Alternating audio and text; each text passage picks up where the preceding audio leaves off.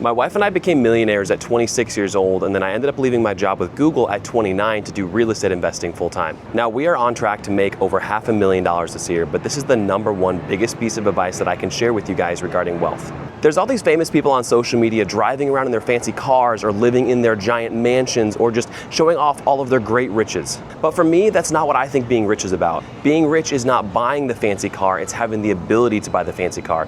It's not necessarily leaving your full-time job, it's having the ability to leave your full-time job if you want to.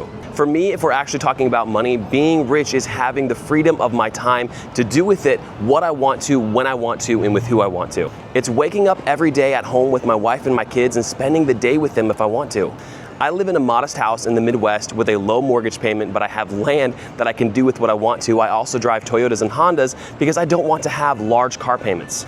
I don't desire to have the larger financial burden of materialistic things simply because I want to show off. I have 4 kids that are 8 years old and under, and then on average I spend about 2 to 3 hours per week managing my entire rental property business. Now ultimately though, when it comes to true wealth, my biggest piece of wealth is my relationship with my Lord and Savior Jesus Christ. Because ultimately at the end, all of these materialistic items will fade away. It's not about fancy things, it's about time freedom. But I'm just curious what you guys think. What does a true millionaire or very wealthy person look like in your eyes? Let me know your thoughts in the comments.